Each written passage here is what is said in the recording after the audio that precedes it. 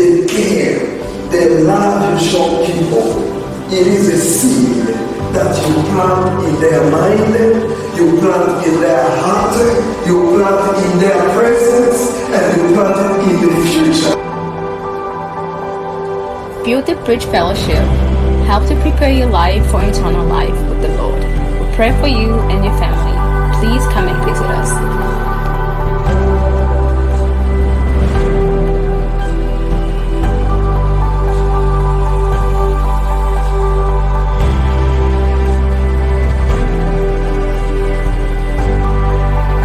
Lift up your faith, my brothers and sisters, and see the mighty power of God. The Lord is able to open the door where there seems to be no way.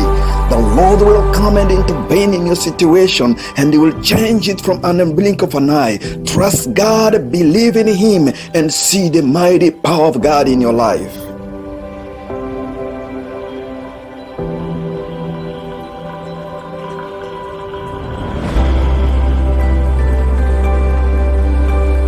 Let me tell you, church, we walk by faith and not by sight. The problem you're facing today, it will go away tomorrow. Remember, tears coming during the night, but joy will come in the morning. Your morning is about to come. Your sunshine is about to shine. Just trust God and believe in Him. Don't give up. Stand firm.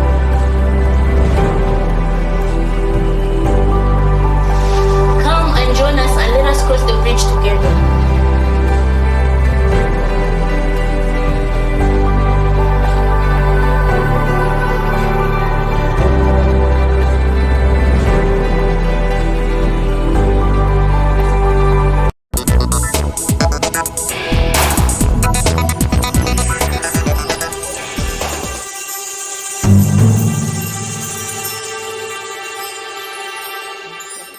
Hallelujah, Church of God.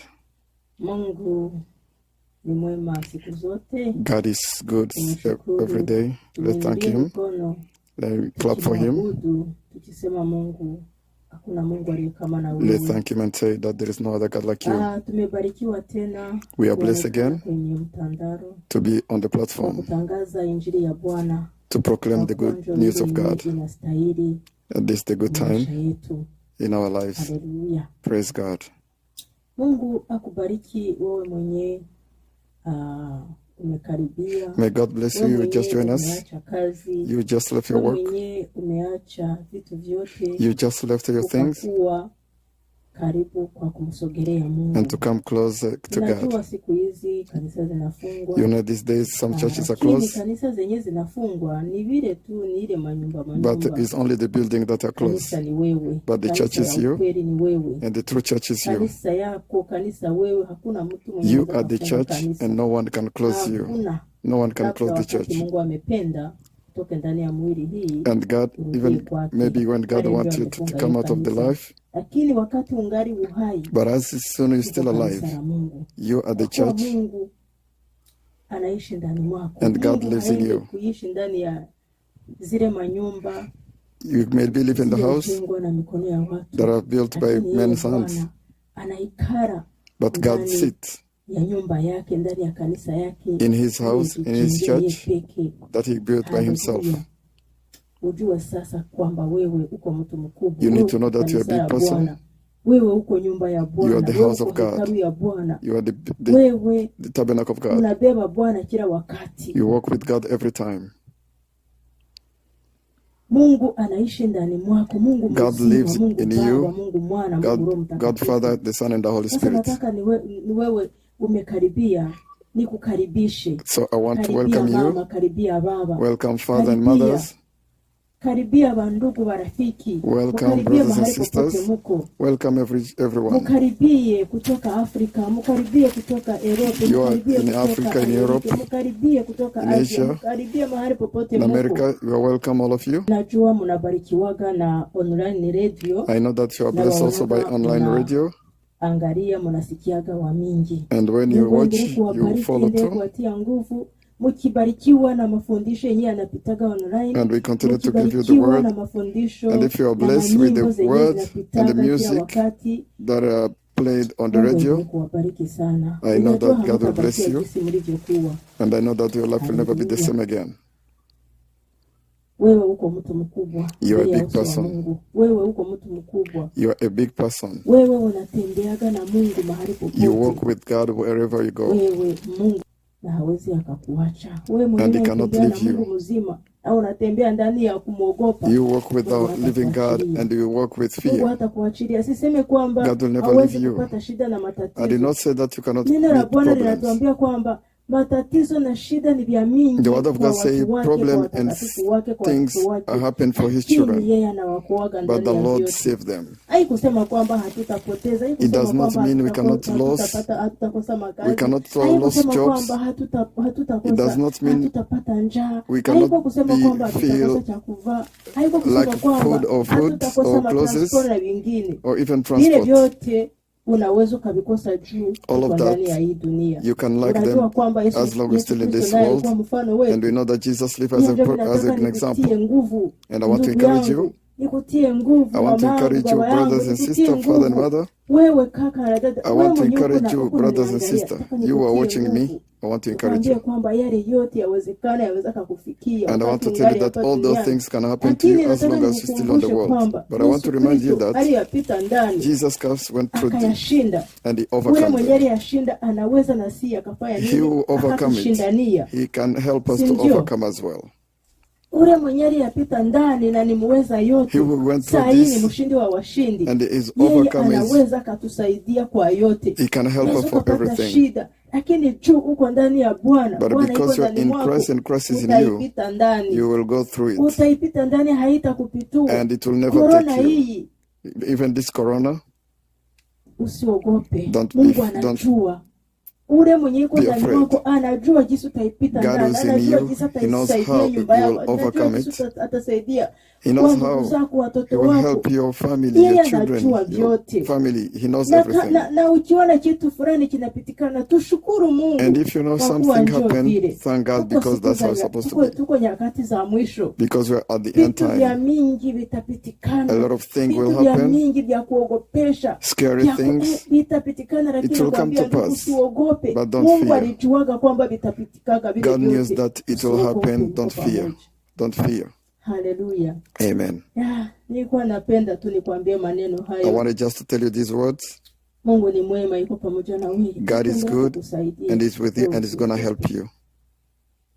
Kwa kuwa nimeona na mimi mkono wa Mungu. Because I've seen the hand of God. Nimekuwa na safari vile mtumishi wa Bwana aliongea We were in, semeni iliyopita. we traveled as the man of God said last week. Mungu ametusaidia. We've seen the miezi hand of tatu God. tumemaliza kule. God is helping us for all those 3 months we've Tumeona spent mkono there. wa Mungu. We saw Mungu the hand of alikuwa God. pamoja nasi. God was Na with us, tumeona kwamba kweli anaweza. and we saw that He's able.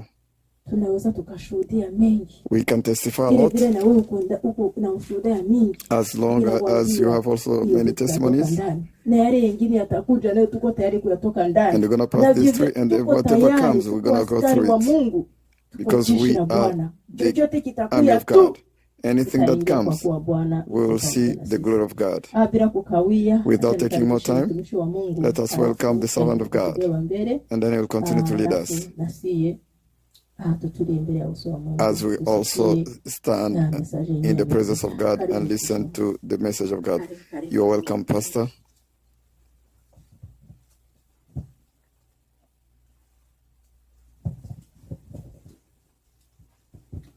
Hallelujah, hallelujah, church.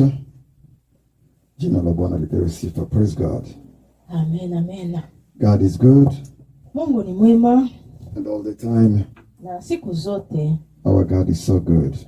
Mungu wetu ni mwema. Hallelujah. Amina. Say amen. Sema amen. And our God will bless you. Na Mungu wetu atakubariki. Hallelujah. Amina. So now we are in the presence of God.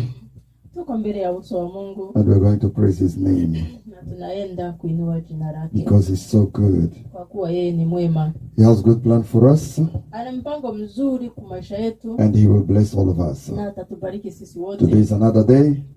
ametupatia siku ingine, and we know that there is a good thing that the Lord is planning for you this week. Na kuna kitu kenye amepanga kwa maisha yako kwa hii wiki yenye tunaenda kuanza. So we're going to praise him Naenda kumwinua and thank him na kumshukuru for his protection kwa ulinzi wake and his mercy, na upendo wake, and he will bless us. na atatubariki. So wherever you may be, Mahali popote uko, in your home, nyumbani mwako, in the bedroom, mshambure yako ya I'll kulalia, ask you to concentrate a little bit, tunaweza tukajitia pamoja, and then we pray.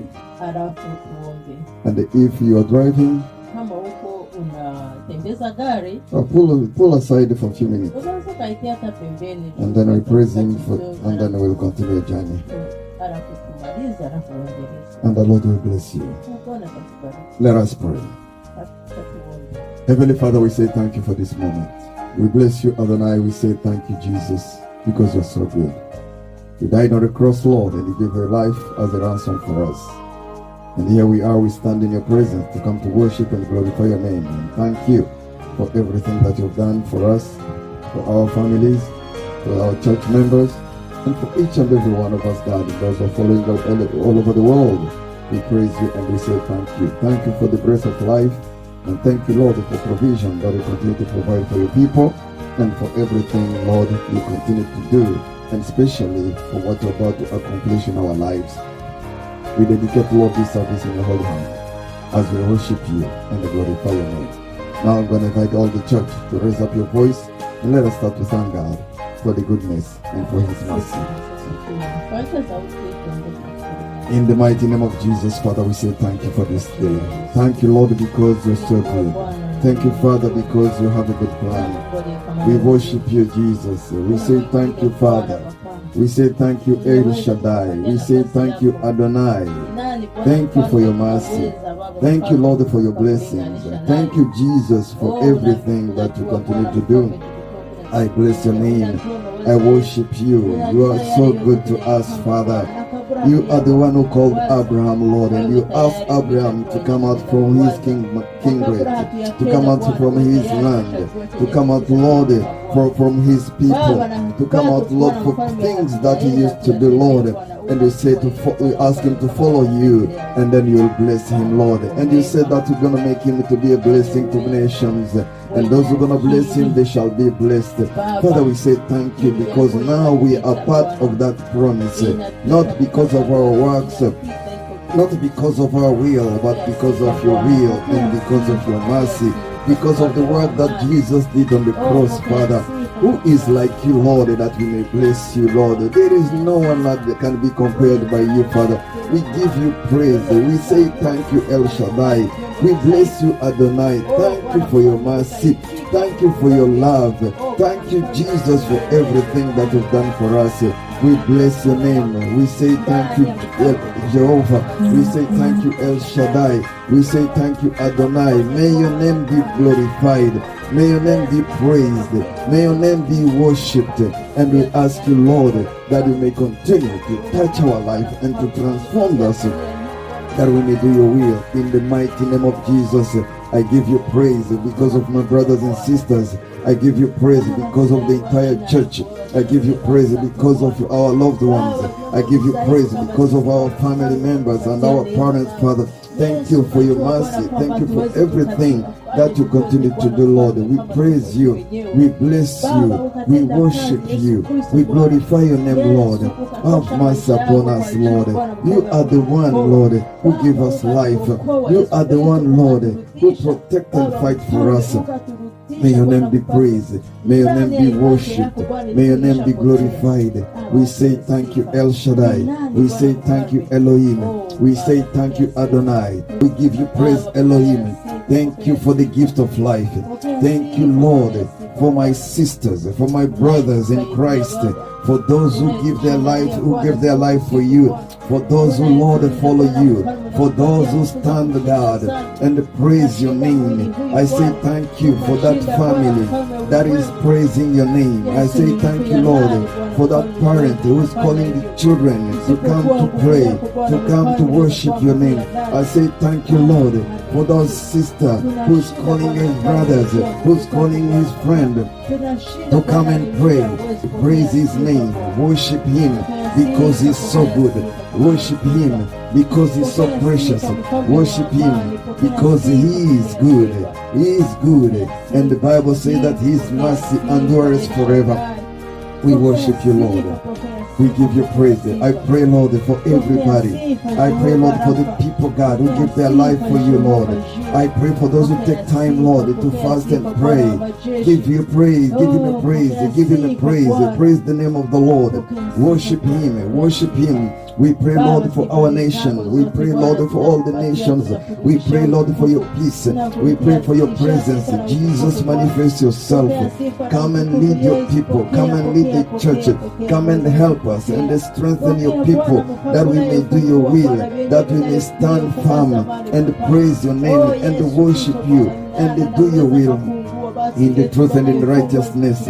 You deserve honor and glory. We bless you, Lord.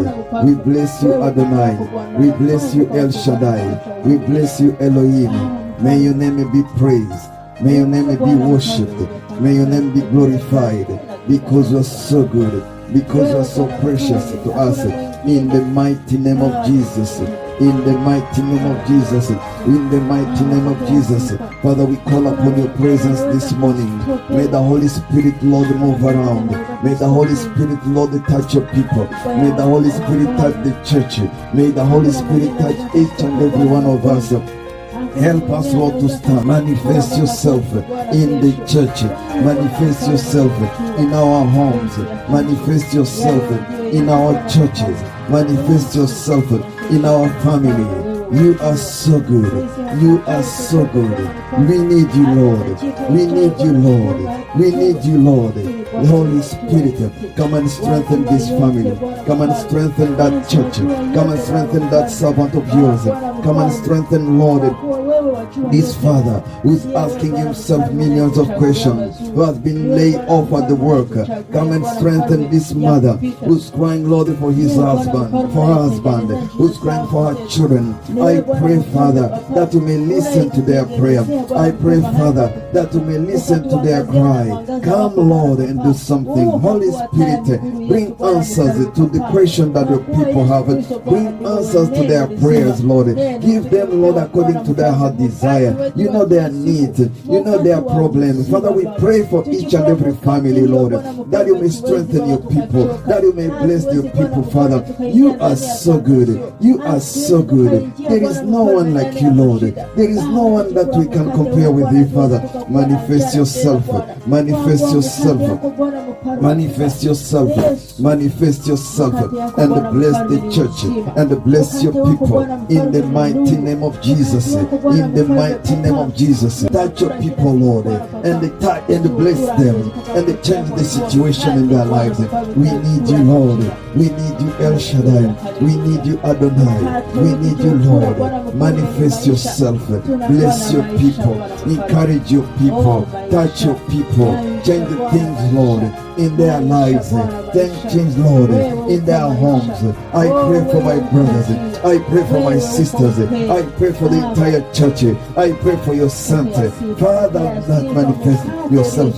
Father, touch them, Lord. Answer their prayers, oh God. Answer their need.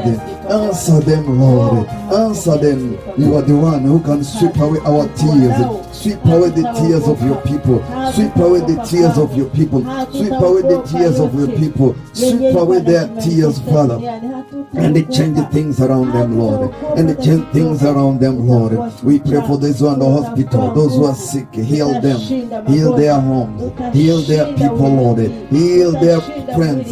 Heal, Lord. Heal the people, Father. We pray, Lord, for all those who are in the oxygen, Lord. Heal them, let the angels of God move around in the hospitals, Lord, and touch the sick and heal them, especially those who have coronavirus. Heal them, those who have cancer. Heal them, those who have HIV. Heal them, those who have sickle cell. Heal them, Lord, those who are diabetic, Lord. Heal them, heal all the diseases, because the Bible declares, say, by your stripe we are healed. Heal your people, Father. We give you praise. We worship you, Lord. We say thank you, Adonai, because you are so good. We bless you, Adonai. We say thank you, Father. We pray for our families. We pray for our neighbors. We pray for our neighbors. Lord, heal them. Lord, heal them. Lord, heal our neighbors. Transform people, Father. We pray for salvation. Come and save your people, Father, and fight for us. Fight for your people. We pray for all people who have nightmares, bad dreams. Father, manifest yourself, Lord. Touch your people, Lord. Strengthen them, encourage them, bless them. Stand with them, Father. And all those evil dreams, God, that they may vanish and go away from them, Lord. Deliver your people, Lord, from every tough situation that they are going through. Those are those are attacked by the evil spirit. Heal them completely, Lord. Help them, Lord. Deliver them, Lord, from every nightmare, from every evil spirit, every demons, family spirit that are following them and try to destroy them. We pray, Lord, that you manifest yourself. We give you praise. We worship you. We bless your name because you're so good. Adonai, we worship you. Adonai, we worship you. Adonai, we worship you.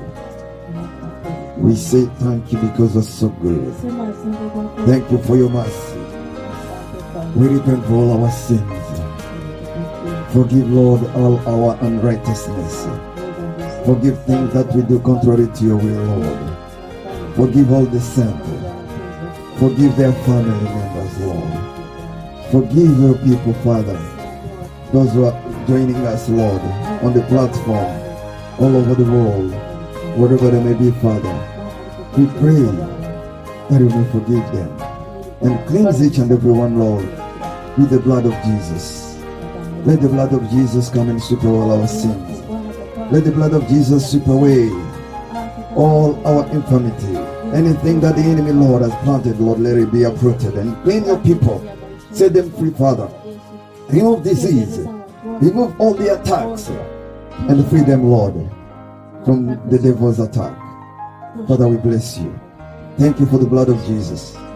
Thank you for the blood of Jesus that changed the life, that transformed, that blessed. Thank you for the blood of Jesus that was shed on the cross for the removal of all our sins. The blood that set your people free. The blood that was given as a ransom, as a sacrifice. And there is no other sacrifice than the blood of Jesus. And the Bible says that we not redeemed by gold and silver. We're not purchased by the gold and silver, or even the blood of birds, the blood of animals,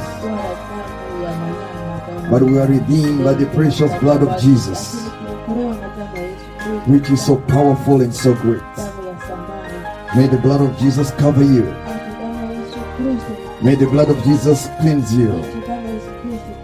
May the blood of Jesus cleanse your home and everything that is in your home. And may the Lord save you and set you free. And the Bible declares and says, and those that the Son has set free, they shall be free indeed. I decree and declare that you are free. In Jesus' mighty name. Say amen. Say amen. And the Lord will bless you. May the Lord bless you. Today is another good day that the Lord has given us. Bwana ametupatia. to stand again in His presence. Simame ndani ya presence yake. As we continue to pray Na tuko tunaendelea kuomba. and believe and trust God Wewe tu uamini na umtumainie Mungu. for His good things. Kwa mambo ya makubwa mazuri. Hallelujah. Amen. Hallelujah. Amen. God is so good, Mungu wetu ni mwema. and He will continue to bless you. Na ataendelea kukubariki. Hallelujah. Amen. Yes, so there is, I know people are struggling with so many things around. Mimi najua watu wanasumbulika na vitu vinavyozunguruka. But in everything that we're going through, Lakini chochote tuko tunaenda ndani, there is something special that we cannot stop doing. kuna kitu cha hatari chenye tunaweza, Sorry. kuna kitu kizuri tunaweza tukafanya. Hallelujah. Hallelujah. And then we can't stop doing good. Hatuwezi tukastopia kufanya mema. Even in this difficult moment, Hata kwa hii wakati wa hatari, we need to continue to produce good works. ni sharti tuendelee tutende mema. And the Lord will bless us. Na Bwana atatubariki. He will stand on our side. Atasimama upande wetu. And He will continue to open the door for us. Ataendelea kufungua milango. Hallelujah. Hallelujah. Amen. You know, during tough moment, Wakati wa hatari, that's when God really want to see our faith. na ndio wakati Mungu anapenda aone uaminifu wetu. And that's when Christian we need to show our faith. Na ndio wakati sisi wa Kristo tunapaswa kuonesha uaminifu wetu. We cannot just show our faith and our good work when things looks good. Tuwezi tukaonesha uaminifu wala makazi zetu kama hatusimami When everything looks good. wakati vitu vinaonekana vizuri. But we can still work Lakini tunaweza tukaendelea kutumika and show our faith na kuonesha uaminifu wetu even when things looks very tough. hata wakati vitu vinaonekana heka. There are many people in the Bible. Kuna vitu ndani ya Biblia. There are many people in the Bible Kuna watu wengi Biblia who did good work waliofanya kazi nzuri even in the tough moment. hata wakati wa hatari. I will give an example of David. Acha niwapatie mfano wa Davidi. David, when he was chased by Saul, Wakati Davidi alikuwa akifukuzwa na Saulo, he was running for his life. alikuwa akikimbia kwa juu ya maisha yake. But the Bible says Lakini Biblia a inasema group of people came and joined him, wakati watu wa mingi walikuja wakakuwa pamoja naye and they wanted him to be their leader. na wakapenda yeye awaongoze. And all these people were people with problems. Hao watu wote walikuwa watu wa maproblema. They were not people who were coming to help him, to support him. Hawakukuwa watu wenyewe wanakuja kumsimamisha kabisa. But there were people who were seeking help again from him. Walikuwa ni watu wenyewe wanahitajika msaada tena kutoka kwa But David did good. Lakini David akafanya mema. And he stood as their leader Akasimama kama vile kiongozi to help them. kuwasaidia. And through his leadership, Kupitia uongozi wake he transformed their lives. aliweza kubadilisha maisha yao. And their life did not become the same again. Maisha yao hayakubakia gisi yalivyokuwa. Because they found a good leader. Kwa kuwa wamepata kiongozi mzuri. Today we're going to talk about faith and work. And Leo works. tunaenda kuongea kwa ajili ya imani na matendo. Hallelujah. So we're going to talk about faith and works, as I said. Tunaenda kuongea kwa imani na matendo. And I know that the Bible, the Lord will bless us through His word in the Bible. Ninajua Bwana atatubariki kupitia maandiko yake. Say amen. Sema amena. Hallelujah. Amena. Now, let us open our Bible in the book of Mark, Tufungue Biblia mu kitabu ya Marko chapter 14. 14. And we'll start to read from verse 3 to verse 9. Taanza kusoma mstari wa 3 mpaka wa 9. And if everyone are ready, we can start to read together. Kama sisi wote tuko tayari, tunaweza tukaanza kusoma. Hallelujah. And the Lord will bless you. Na Bwana atatubariki. So I'm start to read in the book of Mark, Tunaanza kusoma mu kitabu ya Mark chapter 14, 14 and verse 3 to 9. 3 mpaka 10. I'm reading in Jesus' name. Nasoma katika jina la Yesu. And being in Bethany at the house of Simon the leper, as he sat at the table, a woman came having an alabaster flask of every costly oil of spikenard. Then she broke the flask and poured it on his head. Naye alipokuwa Bethania nyumbani mwa Simoni mkoma ameketi chakulani, alikuja mwanamke mwenye kibweta cha machamu ya nardo safi ya thamani nyingi, akivunja kibweta akimiminia kichwani pake. But there were some who were indignant among themselves and said, why was this fragrant oil wasted? Palikuwa na watu waliochukizwa katika nafsi zao wakisema, kwani kupoteza murhamu namna hii? For it might have been sold for more than 300 denarii and given to the poor. And they criticize her sharply. Maana marhamu hii ingeliweza kuuzwa kwa dinari 300 na kuzidi, wakapewa maskini, wakamnungunikia sana yule mwanamke. But Jesus said, let her alone. Why do you trouble her? She has done a good work for me. Yesu akasema, mwacheni, mbona mnamtabisha? Amenitendea kazi njema.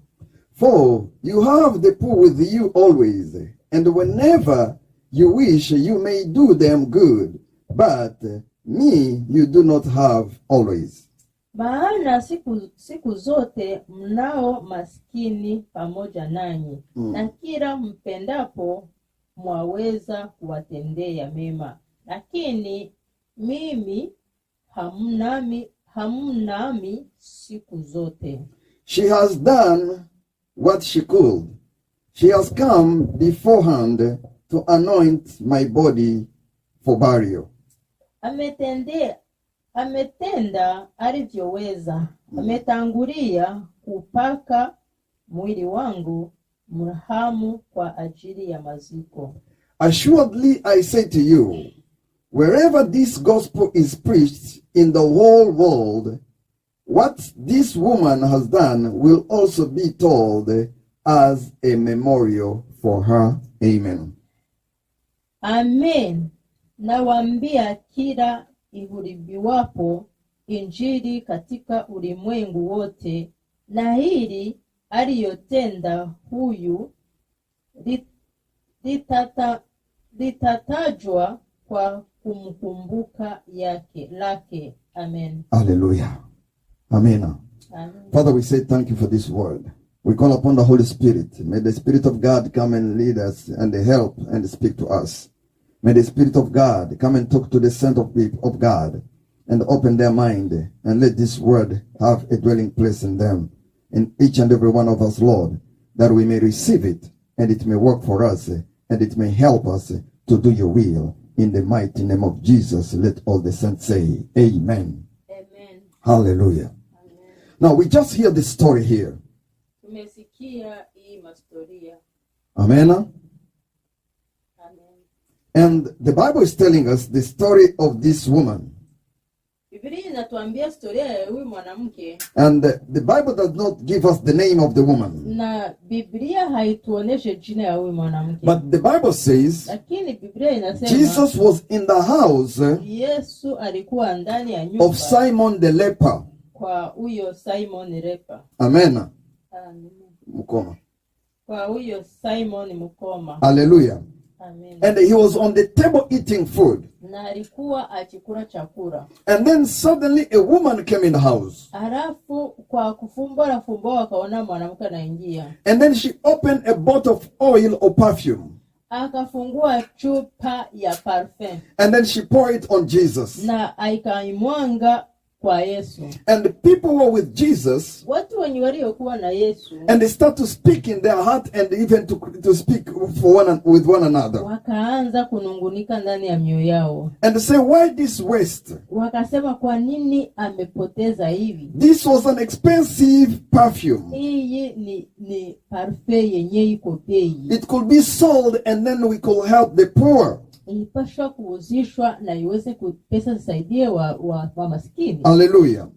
I choose to go with the book of Mark for this story Nimependa niende na kitabu ya Marka kwa juu ya historia. because Mark did not point finger or say the names of people who are concerned. Kwa kuwa yeye huyu mwandishi hakuweza kutifoshota kidori kwa ule mwenye alikuwa akifanya hiyo mambo. Yeah, in the book of Matthew and John, they say names. Matayo na Yohana wao walisema majina. But Mark did not mention names Lakini Marko yeye hakusema majina. because he wants you to put yourself in the place that belongs to you in this story. Kwa kuwa yeye alipenda nawe ujitie nafasi ndani ya historia. You can be this woman, Unaweza ukakuwa huyu mwanamke, or you can be the people who try to stop this woman to do the good works. wala unaweza kuwa wale watu mmoja mwa wale watu wenyewe walikuwa wanapenda wastopee kazi ya huyu mwanamke. Or you can be part of those people who try to stop other people to do the good works. Wala unaweza ukakuwa umoja mwa wale wa kustopee watu wenye wanaenda kufanya mema. And then maybe somebody, your friend, your brother, your sister, Wala rafiki yako, ndugu yako, is that dada yako, woman. saa ingine ni njoo ule mwanamke. Hallelujah. Now, I want the Holy Spirit to help you to understand this teaching today. Nataka Roho Mtakatifu akusaidie kwa hii mafundisho ya leo. And I want you to find yourself in this story. Nataka nione kwamba na wewe unapata nafasi mwa historia. And this will help you, Na hii itakusaidia and the Lord will bless na you. Bwana atakubariki. Because the Bible says, Kwa Biblia inasema when we know the truth, wakati tunajua the ukweli truth will set us free. na ukweli utatufungua kabisa. Today you need to know the truth about yourself and how you do things. Leo unajua ukweli yako na unajua jinsi unafanyaga mambo. And you need to place yourself Na unapenda ujitie where you belong. mahali penye unapaswa kuwa. The Bible says, once this woman came Biblia inasema wakati huyu mwanamke alikuja and she opened that fragment oil na akafungua hiyo chupa ya mafuta and she poured it on Jesus, na akayamwangia Yesu, the atmosphere changes in the house. halafu vitu vikabadilika ndani ya nyumba. People are enjoying the food. Watu walikuwa biko banakura. Hallelujah. You know when the perfume is sprayed, Wakati parfait inamwangwa, you will feel things change. utasikia vitu vinabadilika. So the woman's presence Hiyo presence ya huyo mwanamke changed the atmosphere, ilibadilisha atmosphere and it changed even the smell that was in the house. na ikabadilisha hata harufu ndani ya nyumba. Because the smell that was in the house, Kwa kuwa harufu ndani ya nyumba it was the smell of food. ilikuwa ni harufu ya chakula. But when the smell of perfume came in, Lakini wakati hii harufu ya parfum imeingia, it swallows the smell of food. halafu ikameza ile harufu ya chakula. And the people paid attention to that smell and things that was happening. Watu wakapenda watie macho kwa hiyo harufu. In this life, Hii maisha there are people kuna watu God has appointed. watu wenye Mungu ameshasimamisha, If they appear in the presence of other people, wakionekana mbele ya presence ya wengine, they will do things that will change the atmosphere. watafanya vitu vyenye vitabadilisha atmosphere. They will do something that people will pay attention to. Watafanya vitu vyenye wengine watashangalia. They will do things that will please God. Watafanya vitu vyenye vitainua Mungu. These are the people who works in the season, Hawa ni watu wenye wanatumikia kwa wakati. and the season that God wants them to do things. Kwa hiyo wakati yenye Mungu anapenda wasimame. These are the people who do the things at the right time. Ni watu wenye wanatumika kwa wakati mzuri. And whatever they do, Wakati wanafanya whether great or small, kidogo wala kikubwa, it always brings an impact for the people or for the work for the kingdom of God. inaleta mabadiliko kwa watu wala kwa ufalme wa Bwana. And sometimes Mara mingi these people can face challenges, hao watu wanaweza kukutana na mashida, and the challenge will be people that are around them. na hiyo mashida itatokea kwa watu wenyewe wanayowazunguka. When this woman entered the house, Wakati mwanamke aliingia ndani ya the nyumba, house was full of men. nyumba ilikuwa ikijaa wanaume. Hallelujah. Amen. And many times when a woman enters where there are plenty of men, Na wakati wa mwanamke anaingia mahali penye panajaa wanaume, sometimes they're scared, wa mara mingi ataogopa, or sometimes they may be ashamed, mara mingi wataogopa wala watashikwa na haya, and sometimes they may be intimidated. wala watakuwa intimidated. But when we read this story, Wakati tukisoma historia, something happened to this woman, witu ulifanyika kwa wewe mwanamke. because we don't see Hatukuona this woman being intimidated. hatukuona anaogopeshwa, We don't see this woman fear. hatukuona wewe mwanamke anaogopa, We don't see this woman even being ashamed for what she was doing. hatukuona hata huyu mwanamke hata kidogo anakuwa na haya, But she came in boldly lakini amekuja kwa and nguvu focus na tia macho yake for what she came to kwa do. kile kenye anakuja kufanya. Hallelujah. So let me tell you, brother, Acha nikwambie kaka, let me tell you, sister, acha nikwambie dada, there is thing that you need to do in life kuna vitu vyenye unapaswa kufanya kwa maisha that will need faith vinahitajika ujasiri and need courage. na vinahitajika uaminifu na ujasiri For you to do things. kwa wewe ufanye. This woman, it took her faith Huyu mwanamke alichukua uaminifu, and courage, akachukua na ujasiri, and she took a step forward na akachukua akaendelea mbele, akachukua hatua to go and anoint Jesus. kwenda kumpakara mafuta Yesu. Know that to reach Jesus was not easy. Kumfikia Yesu haikukuwa rahisi. Jesus has apostles around him and followers to protect him. Yesu alikuwa na wamitume na wafuasi wa mingi walikuwa wanamzunguruka. You remember the story of the woman of bleeding. Unakumbuka huyo mwanamke mwenye alikuwa akitoka damu miaka 12. The Bible says when she touched Jesus, Biblia inasema wakati aligusa ku Yesu, Jesus turned and asked his disciple, who touched me? Biblia inasema kwamba Yesu aligeuka akasema, ni nani mwenye ananigusa? He could not ask if he did not expect them to protect him. Hakuulizaga wakati yeye hakukuwa anajua kwamba yeye wanamchunga. He knew that some people are protecting him. Alijua kwamba kuna watu wenyewe wanamzunguka wanamchunga. But there are some people with courage Kuna watu wenyewe wiko na ujasiri, who will work hard watatumika to go and break the bridge. wenyewe wataenda ili wapasue kiraro. Hallelujah. Amen. And that is what this woman did. Kenye huyu mwanamke aliyokifanya It was an act of faith ilikuwa ni kazi ya uaminifu with determination. na kujikatara kabisa. Hallelujah. She Amen. gave herself and said, I'm going to do this. Alijitia huko akasema mimi naenda kufanya hivi. No matter what people say, Hata vikue namna gani no matter how people look at me, hata watu baniangalia I don't care what they're going to do. Habiniambie kitu kinyo. And if somebody will try to stop me, hata watu watajaribu I will jump on him mimi nitaenda tu and I'll do it. ndamufikia It took kutafanya. courage. Alikamata nguo, It took determination alikamata ujasiri and faith na imani to do that work. kufanya hiyo kazi. Hallelujah. Amen. And then she focused Alafu akaangalia for the purpose that brought her in that house. kwa kile kenye kiliyemleta. She focused on what she believed it was good to do. Aliona kenye kiliyemleta ni kitu kizuri cha kufanya. Many times we fail to do good Mara mingi tunashindwa kufanya mema because of people who are around us. kwa ajili ya wale wenyewe wanayetuzunguruka. We say we fear the way people will look at us. Tunaogopaga jinsi watu watatuangalia. We fear what people gonna say. Tunaogopaga jinsi watu watasema. We fear the actions of people. Tunaogopaga matendo ya watu. And you who are working because of people's eyes, Wewe mwenyewe unayofanya na kuogopa macho ya watu, wewe unayetumika kwa ajili ya kuogopa macho ya watu, you may be stopped or you may be very limited. unaweza ukashindwa kuendelea. Because everywhere you go, you will find people. Kwa kuwa mahali popote utaenda utakuta watu.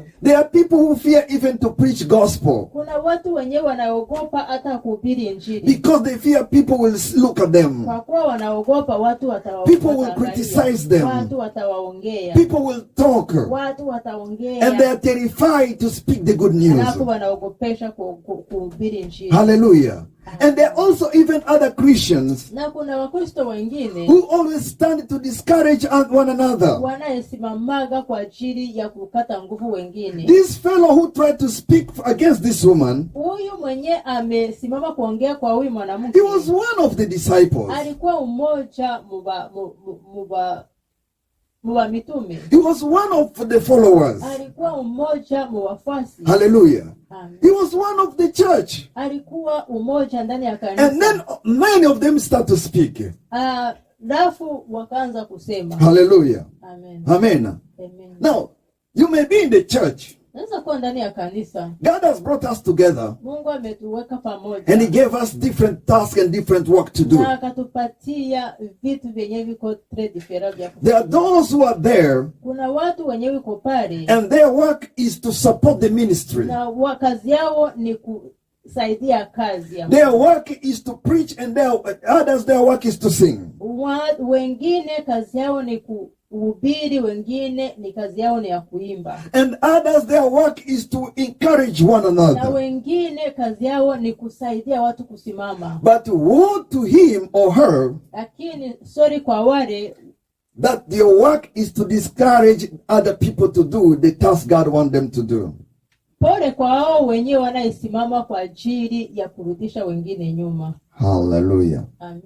Hallelujah. Amen. Because there are people that the devil used to discourage other people. Kuna watu wenye ibilisi anatumikisha kwa ajili ya kurudisha wengine nyuma. Amen. So let's go back to the text. Rudirie maandiko. Now, this woman, Huyu mwanamke she didn't care how people acted. yeye hakuangalia chenye watu watafanya. But the problem is, Shida ni hii, those who acted, hao wenyewe waliofanya they are the people who are supposed to encourage her. ni watu wenyewe walipaswa kumsaidia. Now, let me ask you, brother and sister, Acha nikuulize kaka, dada, do you encourage other people when they want to do good for the kingdom of God? unasaidiaga watu kwa ajili yao wafanye kazi kwa ufalme wa Bwana, Or you discourage them? wala unawakata nguvu? Amen. Amen. Don't be among people who discourage others. Usikuwa umoja mwao wenyewe wanasaidiaga watu kurudia nyuma, But be a helper to support people to do good. lakini ukuwe ndani ya wasaidizi kwa ajili ya ufalme wa And Bwana. be all among those who do good. Alafu ukuwe parmi yao wenyewe wanafanya mema. Be a good example for the whole church. Ukuwe mtu mwenye utakuwa mfano kwa kanisa yote, Because everything we do is counted. kwa kuwa chochote tunayokifanya kinaandikwa. Everything we do is counted. Kila chochote unafanya kinaandikwa. There is no work we can do that will never be counted. Hakuna kazi yenye tunayefanya bila kuandikwa. Jesus said to the apostles, Bwana akawaambia wa he mitume, spoke to the followers, akawaambia hao walikuwa wanamfuata, that the work that this woman has done, kazi huyu mwanamke amefanya, it will be spoken everywhere the gospel will be preached. hii kazi itaongelewa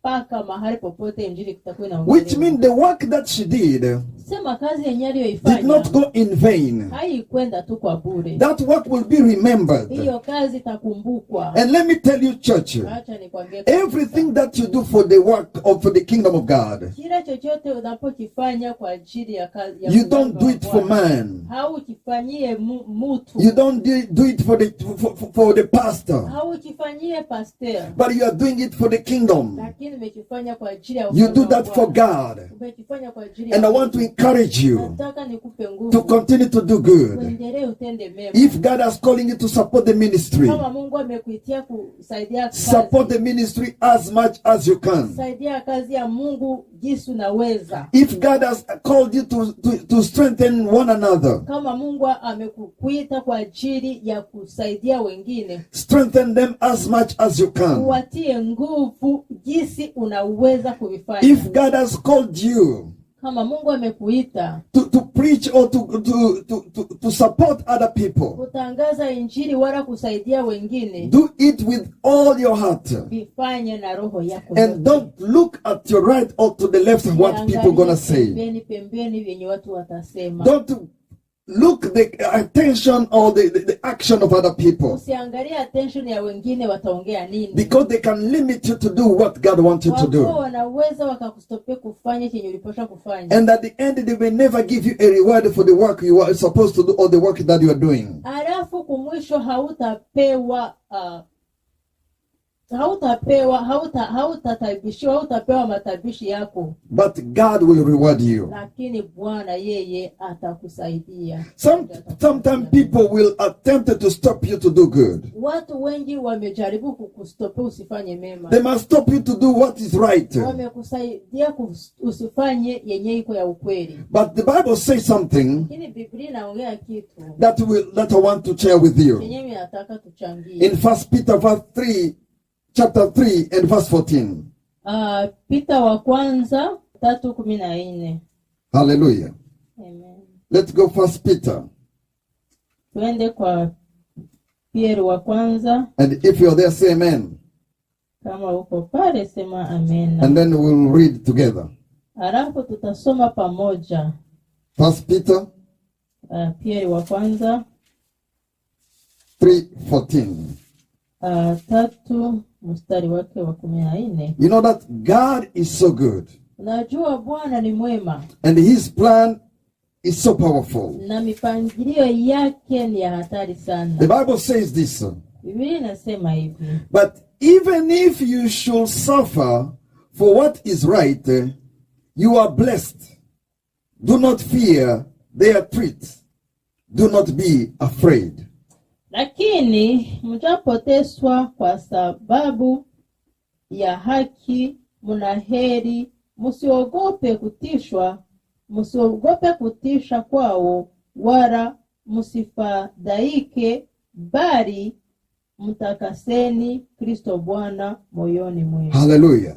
I'm talking to you that want to do good, but people around you, they're trying to stop you or to intimidate you. Nataka nikwambie wewe uko unajaribu kufanya mema, lakini unazungukwa na wakukukatakata nguvu. And you always have the heart to do good. I want to encourage you. Wewe una roho ya kufanya mema, chani kwa encourage. The Bible says, don't fear. Biblia inasema usiogope. And don't fear to suffer for doing good. Usiogope kwa ajili ya kuogopa kufanya mema. Because those who are doing good, they are blessed. Hao wenyewe wanayotenda mema wamebarikiwa. And even you suffer, you are criticized, people do these things, bad things against you because of the good thing you do. Hata watu wamekusengenya, wamefanya mambo ya kustopea juu ya kutenda mema. The Bible says that you are blessed. Biblia inasema wewe umebarikiwa. And God is asking you, don't fear. Na Mungu anakuambia wewe usiogope. Don't fear the way they will treat you. Usiogope yale yote unaona itakufikia. Don't fear what people gonna say. Usiogope kenye watu watasema. Don't be afraid of them. Usiwaogope. You just do the right thing. Wewe tu fanya mazuri, fanya And your Father in heaven will bless you. Alafu Bwana baba yako wa mbinguni He yatakubariki. will never leave you. Hata kuacha. He will never forsake you. Hata kuachilia. He will stand with you. Atasimama pamoja nawe. Yes, sometimes people will try to challenge you Watu watajaribu kukutia chini. and want to show you that what you're doing, you are going very far. Watakuonesha kwamba yenyewe kunafanya umeenda Is mbali. there anything that people can do to God that will say this is too much? Kuna chenye watu wanaweza wakafanyizia Mungu wasema hii ni hatari, hii ni mingi. Hallelujah. God has done too much for us. Mungu amefanya mengi kwetu. He gave us the breath of life. Ametupatia pumuzi ya He maisha. provides for us. Ametupatia. Everything we have, it belongs to Him. Yote ametupatia vimetoka kwake. And above all, Na kwa juu ya He yote gave us His begotten Son, Jesus Christ. ametupatia mtoto wake wa kwanza Yesu Kristo. Hallelujah. Amina. Can you give your life for your friend? Unaweza ukapatia maisha rafiki yako. Can you give your life for your parents? Unaweza ukapatia maisha yako wazazi Or for your children? wala watoto wako. If it can be difficult to do so, Kama inaweza kuwa shida kuyafanya. God has given his begotten son for you. Yesu baba yetu alitoa mtoto wake wa pekee kwa ajili What yako. can you give back to pay for that? Wewe unaweza ukamlipa nini? For the little we do, Kwa kidogo tunayokifanya, and we say that is too much. tunasema hii ni hatari ya mimi. Some of you are stopped even to support the ministry since this pandemic started. Wengi munyie mumesimamisha hata kusaidia kazi ya Mungu wakati hii pandemike ilianzisha. Some say that we don't need to support the church because the church are closing. Mingi wanasema hatutasaidia kanisa juu kanisa inafungwa. And others say the church does not need money at this time because everything is locked down. Wanasema kanisa hitajike pesa juu vitu vyote vinafungwa sahihi. You are lying to yourself. Wewe kunajidanganya. The church is not closed. Kanisa haifungwi. And the work that the church do, they continue to do it. Na kazi kanisa ilikuwa ikifanya inaendelea kuyafanya. Some churches are still paying rent.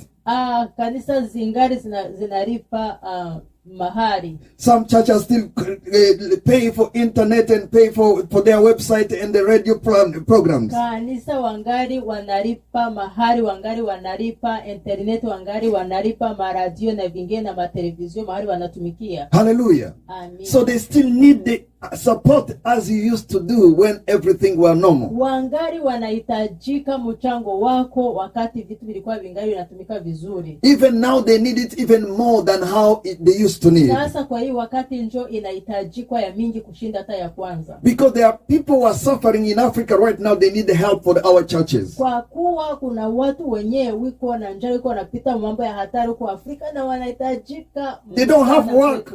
Na hawatumiki. They are in the lockdown.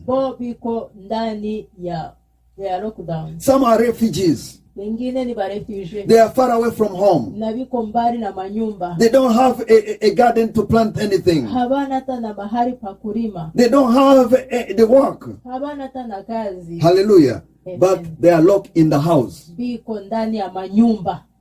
A person like you, Mtu sawa wewe, standing with the church, unaisimama kanisani. they are the one who can do that work. Kuna mtu mwenyewe anaweza kufanya hiyo kazi. Today Jesus is not here for you to anoint him.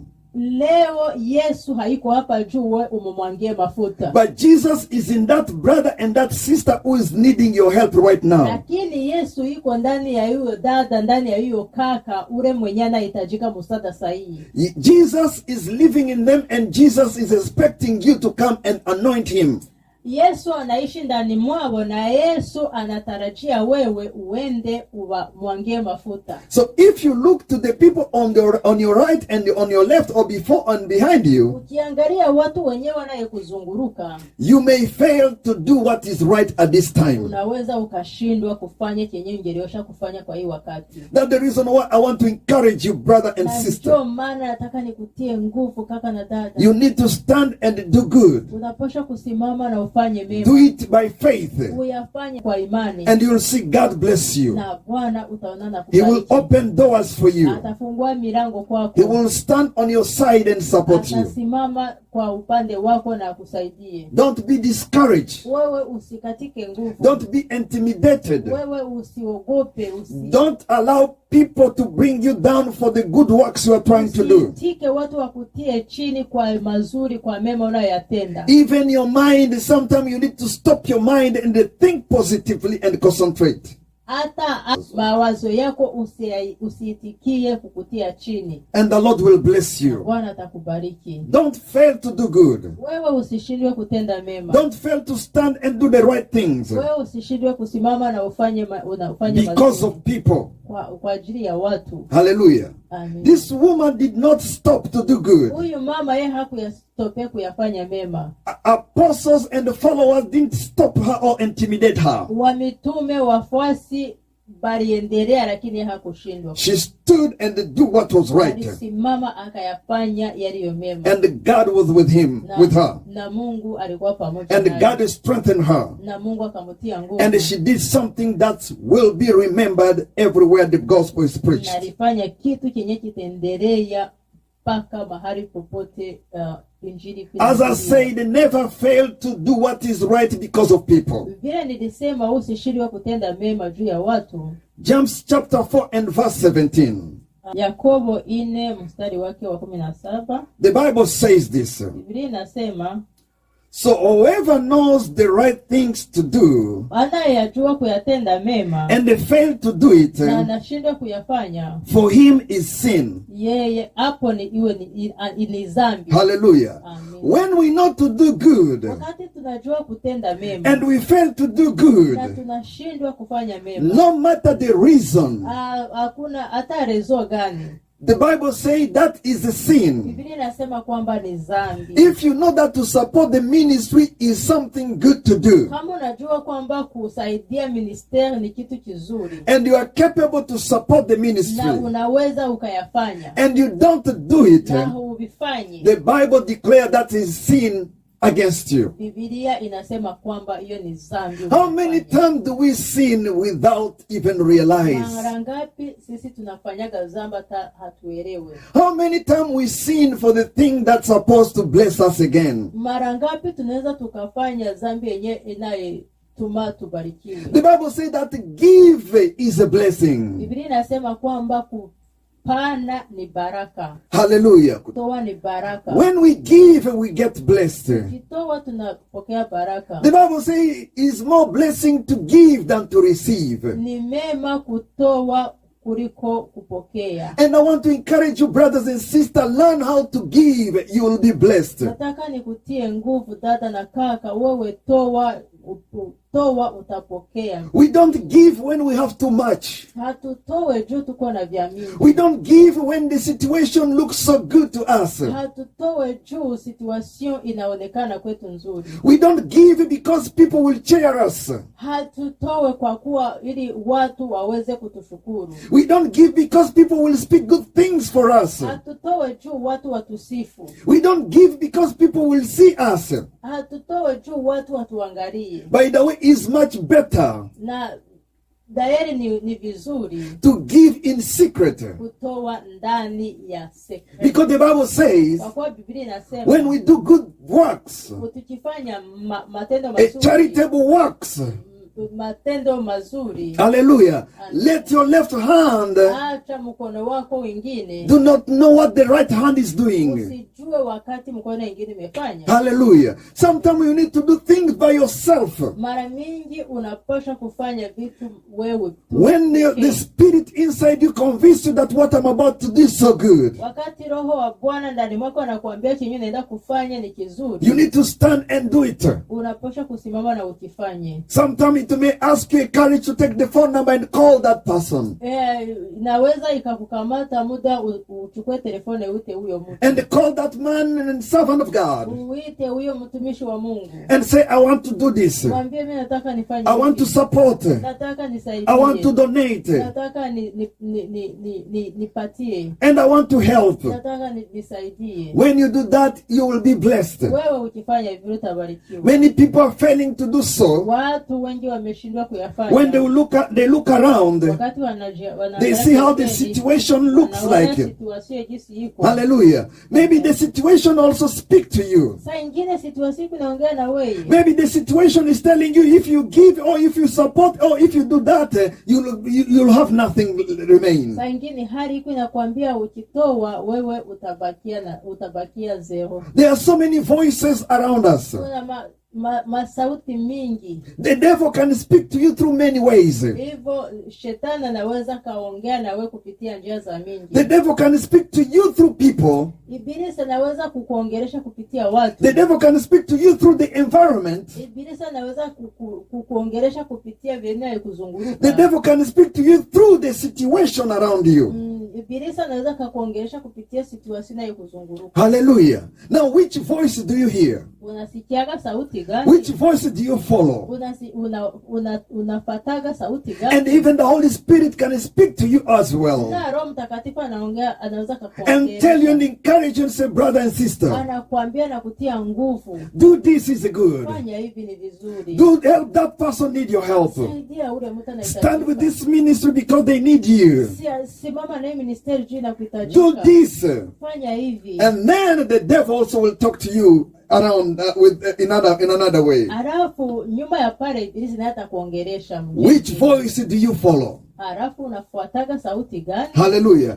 This woman did not listen to the voice of apostle and followers, Huyu mwanamke hakusikiaga sauti yoyote mwao wote, but she followed what the Spirit was speaking in her heart. alifuatana na Roho Mtakatifu alikuwa ndani mwake. And Jesus testified and said what she did is good, Na Yesu akaiongeleza akasema yenye amefanya ni mema, because she's preparing for my burial. kwa kuwa yeye anatengeneza kifo yangu. Because there are things we can do today, Kuna vitu vinaweza kufanyika leo, we can do today, tunaweza tukafanya leo, but it will open a door for us tomorrow. lakini inaweza kufungua milango yetu kesho. There are things we can do today, Kuna vitu tunaweza tukavifanya leo, it will bless our generation tomorrow. itaweza kubariki generation ya kesho. There are things we can do today, Na vitu tunaweza tukavifanya leo, and then it will bless our children tomorrow, na vinaweza vikabariki watoto wetu kesho, and even save our life and our generation. hata kuokoa maisha yetu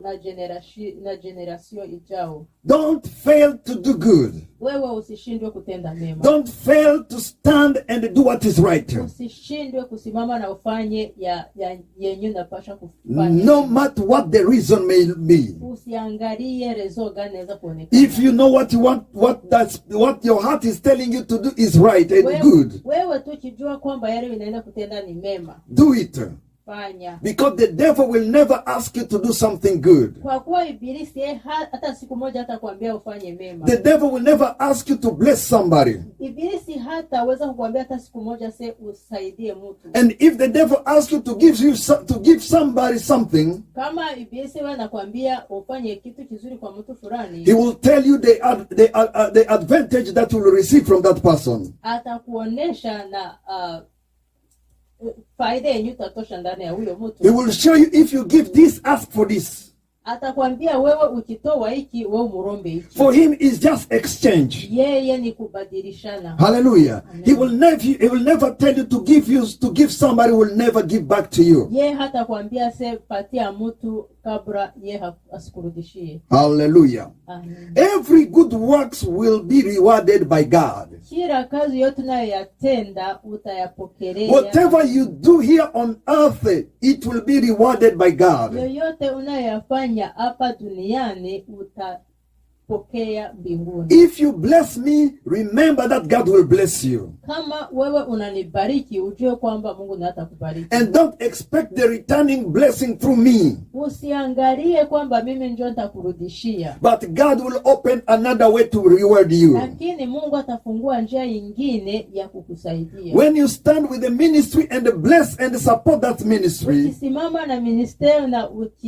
ukifanya kazi and do the work of God, na ukitumika kazi ya Mungu, remember that the Lord will reward and bless you. wewe ukumbuke kwamba Mungu yeye pekee ndio ataikurudishia. He will stand and support you. Atasimama na kusipote. Hallelujah. Amen. He will stand and support you. Atasimama na wewe na kusaidia. Never fail to do what is right. Wewe usishindwe kutenda yaliyo mema. Never fail to do what is good. Wewe usishindwe kutenda yaliyo mema. Because God is with you. Kwa kuwa Mungu yuko pamoja na wewe. And God will support you. Na Bwana atasimama pamoja na wewe. And God will strengthen you. Na Bwana atakutia nguvu. To do what is right is the best thing and the best decision to take. Kufanya yaliyo mema ni kitu kizuri, kitu cha kutembea nacho. Galatians chapter 6 verse 9. Wagalatia 6 mstari wa 8. The Bible says this. Let us not become weary in doing good. For at the proper time we will reap and harvest if we do not give up. Amen. Wagalatia 6 mstari wake wa 9 inasema, tena tusichoke katika kutenda mema. Tusichoke, don't worry. Maana tutavuna kwa wakati wake tusipozimia roho. Hallelujah. Don't give up to do what good. Wewe usiache kutenda mema. Because we'll reap at the proper time. Kwa kuwa wewe utapokea kwa wakati mzuri. You may not know when is the right time for you to receive. Hautaweza kujua wakati nzuri ni wakati gani. But your God knows when is the good time he will answer and give you whatever you planted before him. Lakini Mungu yeye anajua nyakati nzuri yenye yeye atakutendea. The Bible says that sometimes we may reap with tears. Biblia inasema kwamba tunaweza tukapanda kwa machozi. But we may sow in tears. Tunaweza tukapanda kwa machozi. But we'll reap with joy and gladness. Lakini tutavuna kwa furaha. Hallelujah. Amen. It does not matter the way you are planting. Haiangalie jinsi wewe umepanda. You just plant your seed. Wewe panda tu mbegu. When you give, wakati unatoa, you are planting a seed. Wewe uko unapanda mbegu. Amen. Amen. And once you plant a seed, wakati unapanda mbegu, you know that one day it will grow. Wewe utajua kwamba siku moja itasimama. And God will bless you. Bwana atakubariki. Hallelujah. Amen. Don't give up. Wewe usiache. Don't stop to do good. Usistope kutenda mema. No matter how the situation may look like. Hata kama situation iko namna gani. Don't listen to these voices around you. Usisikilize hiyo sauti. Voice of people. Masauti ya watu. And the voice of situation and things around you. Masauti ya situation wala vitu vya kukuzunguka. Because the devil can use those voices to stop you to do what is right. Kwa kuwa ibilisi anaweza kutumikisha hiyo masauti ili aweze kukustopea usifanye. And when he stops you, he stops your blessing as well. Na wakati yeye anakustopea na anasimamisha na baraka zako. Say amen. Sema amen. Now fear God, not people, because of what we do will be remembered. Fear God. Ogopa Mungu. Not people. Usiogope watu. Because what we do kwa kuwa yale tunayoyatenda will be remembered. Yatakumbukwa. Hallelujah. How do I know that? Umejua namna gani? Let's go in the book of Malachi. Acha tuende mu kitabu ya Malaki. Chapter 3 and verse 13. 16. 3:16.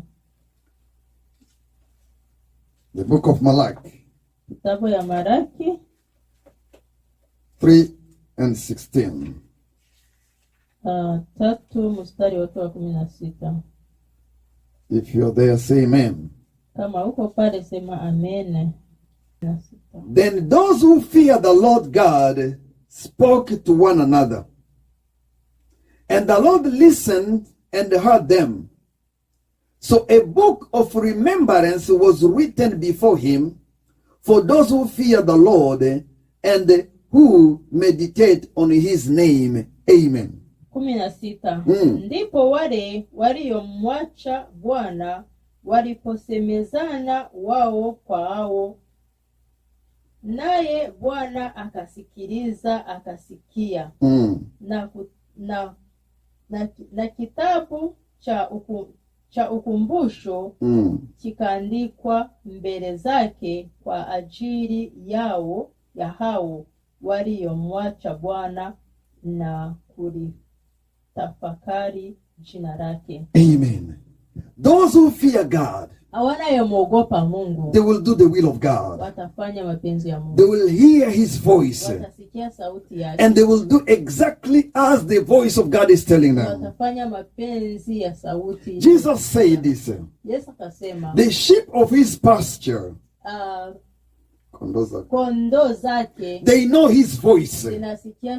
Zinajua sauti yake. Those who fear God, hao wanayemwogopa Mungu, we know the voice of God. Wanajua sauti ya Mungu. And when he asks us to do something, na wakati anaomba wafanye kitu, we listen and obey. Tunasikia na tunatii. The Bible says, for those who fear him, there is a book that was written.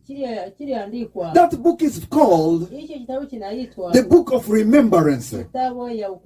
Everything that he did is written in that book.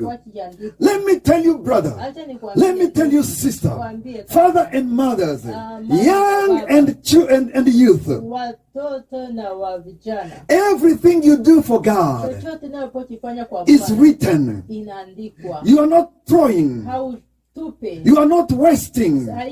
Haiko kutupa. There is a book of remembrance Kuna kitabu cha ukumbusho. that the Lord will open one day Ili Bwana atakifungua siku moja. and see what you did. Alafu angalie. There is two scenarios in the Bible. Kuna vitu viwili ndani ya Biblia. God sent a prophet to go and tell the king Ezekiel, Bwana alimtuma nabii wake kwa Hezekia, to tell him to prepare his house because his time is coming. kwa kumwambia ajitayarishe kwa wakati yake imefika. But the Bible says Ezekiel received the message and he turned to the Lord and started to remind God for the thing he used to do and the thing that he's still planning to do and the thing that he was doing. Wakati Hezekia aliyoambiwa hiyo mambo, yeye akageukia kibambasi, akaanza kulia Mungu na kumkumbusha matendo yake. Hallelujah. Now what do you have to remind him? Wewe uko na kitu gani cha kumkumbusha Mungu? What plan do you have to tell God that I'm still having this and this to do for you? Wewe una mipangilio gani ya kumwambia Mungu kwamba ungali unapanga hivi? You may have dreams, but let me tell you, if you don't do small action, you'll never do big actions. Unaweza kuwa na mandoto, lakini kama hauna vitu vya munene vya kufanya uwezo kuvifanya. If you can't do small action, Kama hauwezi kufanya vitu kidogo, you will never do the big ones. utashindwa na kufanya vya munene. There are people who say, Kuna watu wanayoongea, when I'll have this and this, I will do that and that. nikikuwa na hiki na hiki nitafanya hivi na hivi. If you cannot start to do with the small thing that you have, Kama wewe hauanzishe kwa kile kidogo unacho, it will be difficult for you to do the big plan that you are saying you're going to do for God when you have a lot. itakuwa shida kumfanyizia Mungu, kumtumikia wakati umeshindwa kumtumikia na kile kidogo. Remember that more level, more devil. Wewe ukumbuke kwamba level yenye uko wako na njo ibilisi utakuwa nayo. Amen. If in this level the devil is telling you it's too hard for you to do it, Kama kwa hiyo kategori uko wako, ibilisi iko anakuambia kufanya hivi. and when you go to the next level, he will tell you the same thing because he'll bring another new challenges for that level. Ukiingia ku kategori nyingine wala ku level nyingine, atakwambia vile vile. You are waiting to become a millionaire so that you can support a ministry. Unangojea ukuwe millionaire ndio uweze kusaidia kazi. Start to support the ministry with the $5 that you can afford. Wewe waanze kusaidia ministeri wakati ungali na hiyo $5 yenyewe unaweza kupokea. Don't wait to say until I'll be able to give 1,000 or 10,000. Wewe usingoje wakati ya kusema ukinipatia njoo nitaanza kutoa 1,000, 10,000. The Bible says that those who are faithful for the little, they will be faithful to big. Biblia inasema kwamba waaminifu kukidogo watakuwa waaminifu kukicha munene. Be faithful for the little that you have, Kuwa mwaminifu kwa yale kidogo nayo. and your God will still be faithful to you and bless you and do according to his word. Na Bwana atakuwa mwaminifu kwako kwa ajili ya kazi yake. The Bible says, God bless the caregivers. Biblia inasema kwamba Mungu anabariki wale wanayebariki. The more you give, God will bless you. Wakati unayetoa njoo Mungu I want to atakubariki. encourage you Nataka nikutie nguvu. to give, Toa. to help people, Kusaidia watu. to support people, Kusipaute watu. and to do the work of Na God, kufanya kazi ya Mungu. because that is one of the big sacrifice to do. Hiyo njo ya kujitoa tunayo. This woman challenged the church. Huyu mwanamke alishangaza kanisa. She did not have too much for her to go and give that expensive perfume to the Lord. Hakukuwa na vya mingi ili aweze kwenda kupatia Yesu vitu vya samani. But the act she did change her story. Lakini aksio yenyewe iliyofanya ilibadilishaga habari. And her life never became the same again. Na maisha yake hayakuweza kuendelea jinsi alivyokuwa. And today we are preaching about her action Leo tuko tunazungumza kwa ajili ya aksio zake to encourage one another. ili tusaidie na wengine. Now you can have also a story. Na wewe unaweza kuwa na historia. You can do things that people will use to encourage other people for the days to come. Unaweza ukafanya vitu vya ajabu ili uweze kukumbukwa kwa watu wenye watakuja mbele. Remember that the Bible says Kumbuka Biblia inasema that our works will be tested by fire.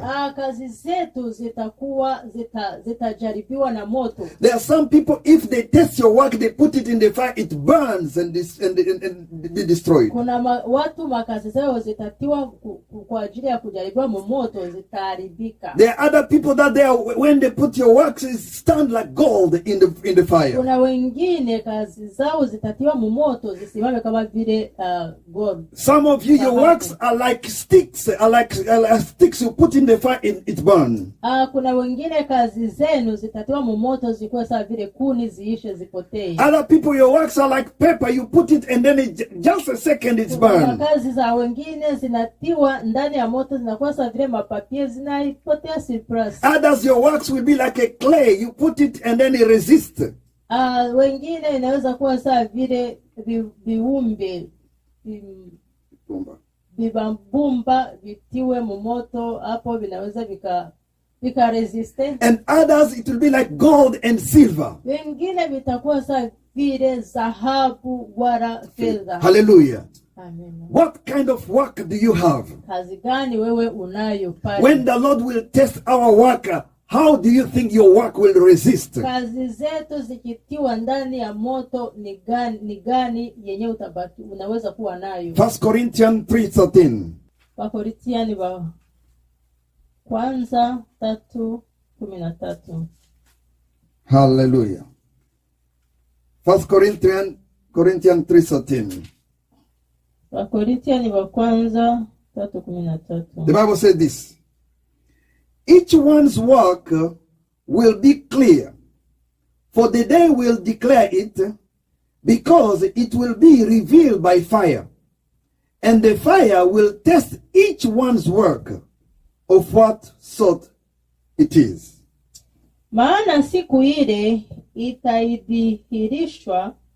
itaidhirisha kwa kuwa yafunuliwa katika moto, na ule moto wenyewe utaijaribu kazi ya kila mtu ni ya namna gani. Hallelujah. The Bible says the fire will test what kind of work you do. Biblia inasema kwamba moto itajaribu kazi yenyewe unazifanya. Your work will be tested by fire. Kazi zako zitakuwa teste na moto. That's the reason why I'll encourage every believer, every Christian to continue to do the good works. Njoo mimi napenda niwatie nguvu watu wa Mungu, watumishi, watu wa Kristo, waendelee mfanye kazi ya Because you don't know which one will resist and which one will be consumed by fire. Kwa kuwa haujui ni kazi gani yenye itapotelea moto wala yenye itasimama. Amen. Let me give you an example. Acha nikupatie mfano. If I give something kama mimi natoa kitu and then I regret later, alafu nyuma ninaanza kuregrete, or I start to question myself, why did I give? Nikaanza kusema lakini kwa nini nimevifanya? What do you think when they put that work into the test? Unawaza nini wakati It will be consumed. wakitia hiyo kazi ndani ya moto? And you know how many times did you give and speak a negative word against the gift you gave? Ni mara ngapi wewe umeenda kutoa na unaongea mabaya kwa ajili ya hiyo nyingine? Or how many times did you give and then people challenge you and then you say, yeah, they are right. Why did I do that? Ni mara ngapi umetoa alafu watu wanaanza kukuinukia, wanakuambia kisha unasema ile ni kweli. Or you may plan and say, okay, let me buy this thing for the church. Unaweza planify ukasema acha niuze hiki kitu kwa ajili ya kanisa. And then you buy it. Unakiuza. And then before you give it, mbele ukitowe, somebody start to challenge, why can you give that? It's good, we can do this and this with it. Mtu mwingine anaweza kukwambia kwa nini unakitoa, usikiache tukitumikisha hivi na hivi. And you change your mind. Alafu na unabadilisha. You say, yeah, you are right. Huko yenyewe naongea ni ya kweli. Hallelujah. There is a lot of ways that our good works are stopped because of things around us and people around us. Kuna mambo mingi yenyewe yanatuzunguruka yanawezaga ustope kazi zenye za mzuri tunatarajia kufanya. And if we ended up doing those work with a negative word behind it, Kama tunaweza sasa kuendelesha kufanya hizo makazi mukadri ya negative, those work will be consumed by fire. hizo makazi zitaharibishwa na moto. Because the Bible says God loves the caregivers. Kwa kuwa Bwana anasema kwamba yeye anapenda watoaji. If you give with cheerful heart, with joy and happiness, Ukitoa na roho yako yote or with thanksgiving, na kumshukuru, God will receive that gift, and that gift will resist the fire when it will be tested. Bwana ataipokea na hiyo itaweza kuresiste moto wakati wanaitia ndani. Colossians 3:17. I'm going to stop from here. Wakolosai 3:17. 3:16. Hallelujah. Colossians 3:17. Wakolosai 3:17. The Bible says this.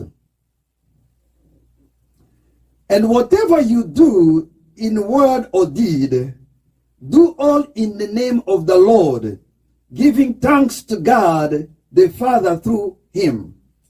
Na kila mfanyaro kwa neno au kwa tendo, fanyeni lote katika jina la Bwana Yesu, Amen. mkimshukuru Mungu Baba kwa yeye. Hallelujah. So everything you do, brother, Kila chochote unachokifanya, everything you do, sister, kila chochote ukifanya dada, do it in the name of the Lord Jesus, ukifanye kwa jina la Yesu with the Kristo. purpose to giving thanks to God through Jesus. Na ufanye kwa ajili ya kushukuru kupitia Yesu Kristo. Hallelujah.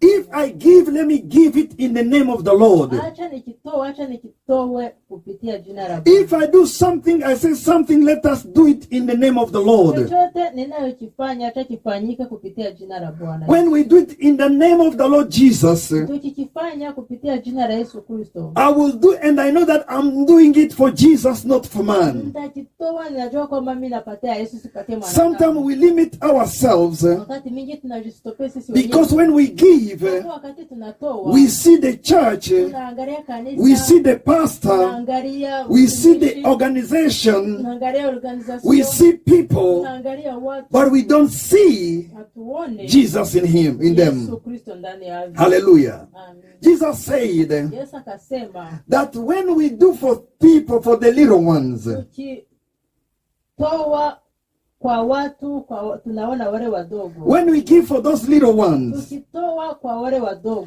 in his name, kwa jina la Bwana, we don't give the little ones, hatupatie hao but watu, we're giving Jesus lakini himself. tumepatia Yesu. Learn to give in the name of Jesus. Ujifunze kutoa Learn ndani to ya do Yesu. good in the name of Jesus. Ujifunze kutoa ndani ya jina la Bwana. This will help you to give, and you know that you don't do it for people. Hiyo itakusaidia kutoa na unajua kwamba upatie mwanadamu. And God will see in secret. Na Bwana anayeangalia ndani ya secret, He will bless and reward you.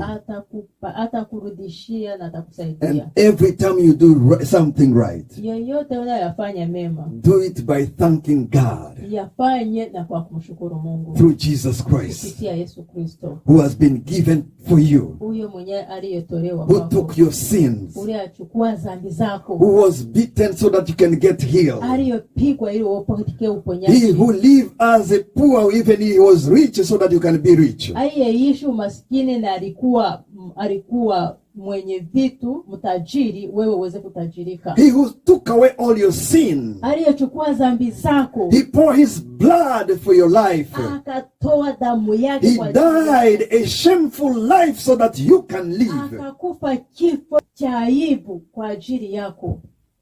When we do good, Wakati tunatenda mema, we do it for him.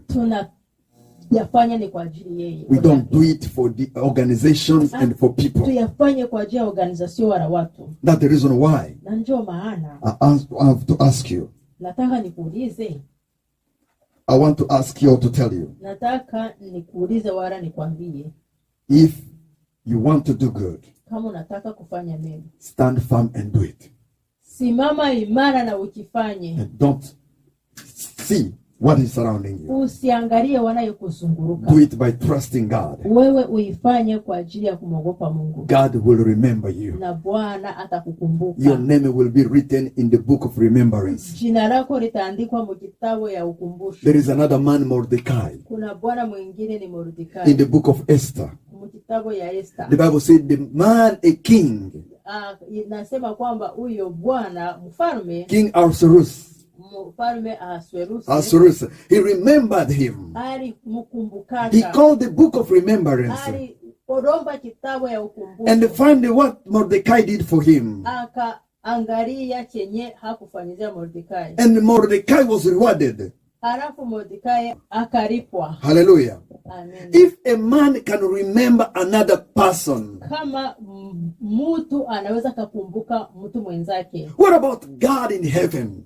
Ni aje Mungu kwa mbinguni? If a man can remember a good work of another man, kama mtu anaweza akakumbuka kazi ya mwanadamu mwenzake, what about our God in heaven? Alafu Mungu wetu wa mbinguni, man have evil in their heart. Unajua kwamba mtu anakuwa na vibaya ndani mwake. But if a man can reach to the point to remember the good deed that another person did for him, kama mwanadamu anaweza akafika kiwango ya kukumbuka kazi ya mwenzake, how much God can do for us. Alafu Mungu anaweza kufanya mara ngapi? Hallelujah.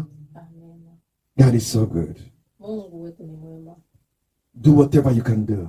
Ufanye chochote unachofanya. Stand firm and support the ministry and support God's people. Simama usipotee kazi ya Mungu. Saidia kazi ya Mungu na usaidie watu wa Mungu. And God will bless you. Na Mungu atakubariki. God will bless you. Mungu atakubariki. I want to ask you to stand up on your feet. Sasa nikuombe usimame. And for you who never give your life to Christ, wewe mwenyewe hauyapatia maisha yako Yesu Kristo, and you feel like you are touched by this word, na umesikia kwamba umeguswa na hii neno, or you always been in the church, na unakuaga ndani ya kanisa, and you give all these gifts, unatoa hizi magifti zote, but you never give your life to Christ. na hauyapatia Yesu Kristo maisha yako. Let me tell you, brother or sister, Acha nikwambie dada na kaka, if you want your works that may be strong and never be consumed by fire, ukipenda kama kazi zako unazofanya zisiweze kuungulia ndani ya moto, because it will be tested by the fire, the Bible says, zitakuwa tested na moto wa mbinguni. only Jesus will secure them. Yesu Kristo pekee yake ndiye ataziokoa. And you need to give your life Na unataka kumpatia to Him. unataka kumpatia maisha yako. If you want to repeat, you want to give your life, repeat this prayer after Unataka me. kumpatia maisha yako, rudia maneno haya. Say, dear Lord, Sema Bwana, I'm so thankful nashukuru sana for everything you've done for me, kwa kila kitu unachofanya. and I bless your name. Ninakubariki jina lako. Today I give my life to you, Leo napatia maisha and I yako. boldly confess Na kweli naongea that I'm a born again Christian. kwamba mimi nimeokoka, niko I accept you, Lord, mimi nimekubali to be my personal Lord and Savior. kwa Bwana na Mwokozi wangu. And I pray that you may remove my name in the book of the dead and write my names into the book of the living. And when you come to take the church, you may take me with them. And today I pray Leo ninaomba that you may fill me your spirit, that I may serve you for the rest of my life. If you just said that simple prayer, you are born again Christian. Now you can find a best Christian church, and God will bless you. Or you can contact us on the phone that you see on the screen, or you can write to us on the email that you see on the screen, or you can visit us on the website, or listen to our radio, which is an online radio, and there is a place for you to write to us, and then we can help you. Hallelujah. And now you can also, the whole church, you can give your offering, give your tithe, and the Lord will bless you. Or any sort of contribution that you want to give, or donations, and the Lord will bless you. So let us stand up on our feet, and then we pray for our brothers and sisters who just accept Christ. and then the Lord will bless us. And then we'll continue to pray. Father, in the name of our Lord Jesus Christ, Lord, we present to you our brothers and sisters who accept you today. We bless them and we pray, Father, that you may protect them. We hand them, Lord, into your hand as we pray for the Holy Spirit. May the Spirit of God come upon them and help them to stand firm, that they may serve you all the rest of their lives. Father, we pray that you may protect them against the enemy, that you may protect them against anything that may follow them, anything that the devil may plan, Lord, to try to distract them or to bring them far out from your will. We pray, Father, that you may encourage them and bless them mightily. Give them anything that they need. Give them, Lord, what they pray for. Help them, Lord, to stand firm. And we pray, Father, that you bless all the offerings that your people are giving. We pray that you may bless them for all the tithe, all the contributions, and all the donations that they're giving, Lord, to this ministry. Bless them mightily and open, Lord, the doors of heaven, Lord, and pour out, Lord, the blessings of the rains of blessings, that they may be blessed and they be rewarded, Lord, and enlarge their territories in Jesus' mighty name. We give you praise and we worship you in Jesus' name. Amen. Hallelujah.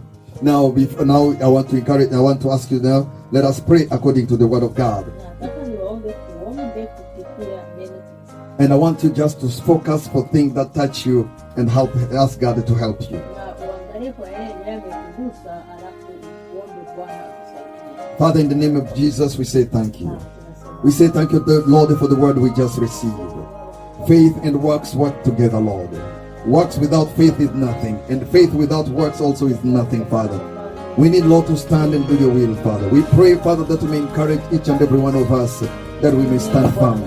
We repent today, Lord, for when you called us, God, to do good, and then we did not, Lord, do the works that we're supposed to do, because of things that surround us, because of things that we hear, because of what people say, because of fear that we fear, Lord, people. Father, we repent tonight. We repent, God, for all the wrongdoings that we've done, Lord, contrary to your will. Today we come before you as we thank you, Lord, for the word of remembrance that you just remind us today, Lord. I pray that you may that you may touch us, that you may strengthen us, Father, that we may stand firm. Thank you for this word. Thank you, Lord, that today I open my eyes. The word of God open our eyes, Lord, that we may see, Father. Today, Lord, we understand, God, your will. We understand your plan. Today we learn, Lord, for the story of this woman, Lord, who gave, Lord, whatever she had, Lord. She brought that perfume, Lord, to pour out on Jesus, Father. And her life never became the same again, Lord. Because of her action, Lord, her story continued to be taught. And because of her action, Lord, Father, today we are learning that we cannot rely on people. We cannot concentrate to listen what people say so that we can determine what we do, Father. But because of your will, Father, we bless you. We glorify your name. Bless the work of our hand, Lord. Bless, Lord, the work of our hand. Help us, Lord, to stand firm and help us, Lord, to do good things.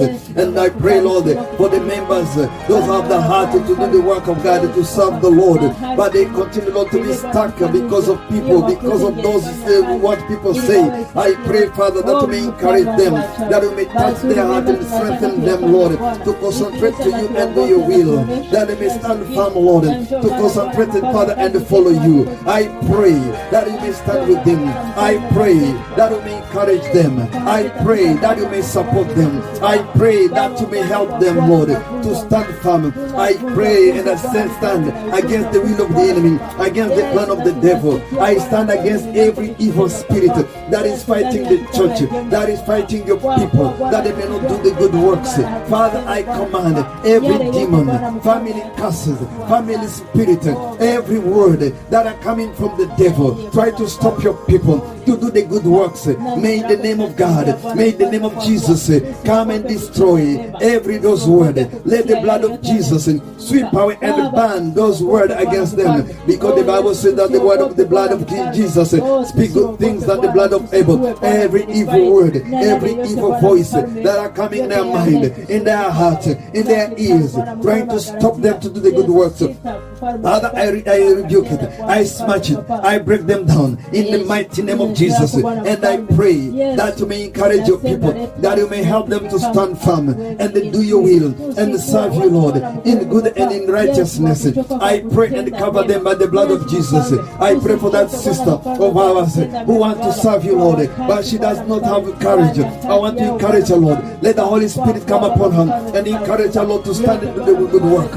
And I pray, Lord, for the other one who used to do good work, but because of the challenge, she has stopped it. He has stopped it. Father, help her, Lord. Help him, Lord, that he may continue to do the good work and stand firm and bless your work and do your will. In the mighty name of Jesus, I stop every other word, every other voices that are speaking to them, that are delaying them, that are stopping them. Father, I break those words. I smash those words. I rebuke those words. In the mighty name of Jesus, I pray, Father, that your people may be set free. I pray, Lord, that you may release them from the will of the enemy and help them to stand firm and serve you in the truth and the righteousness. In the mighty name of Jesus, I stop every evil word. I stop every evil voice. I stop evil things that are coming to stop your people to do the good work. Father, this is the good time for us to plant seed. This is the good time for us to do good will, to do good work. This is the right time for us to do the charitable work, the charity work, to help other people, to stand with other people, to stand with those who are in pain, to stand with those who have problems, to stand with those, Lord, who are in trouble. Father, we pray that we may stand with the church, that we may open our eyes, that we may open our mind, that we may follow you and do the good work in the mighty name of Jesus. Father, we bless you. Father, we glorify your name. Father, we worship you. We pray, Father, that you may bless your people and those who are standing and do your work. We open the gate of heaven and we pray that you may bless them. Those who are standing and they bless other people, bless them mightily. Those who are doing the good works, continue to bless them. Those who are discouraged, encourage them. Those who are standing weak, Lord, give them strength, Lord, and remove them from any weakness, Lord, and strengthen them to stand firm in the mighty name of Jesus. I pray for a blessing. I pray for a special blessing in the church. I pray for a special blessing, Lord, in our homes, in our families, and I ask, Lord, that you may bless your people, that they may bless other people. Make some to be pipelines. Make us, Lord, that we may do your will in the mighty name of Jesus. I pray for those who are in problem, those who need your help, Lord. Father, answer them. Give them their heart desire. And I pray for all the sick, all the people in the hospitals, all the people, Lord, who are asking how they will pay their bills, hospital bills. Father, I pray that you may open the door, that you may open the gate for them, that you may open the door. I pray for that pastor, that minister who's asking how he may start, how he may reopen again the church, because the church has been closed and he cannot pay the rent.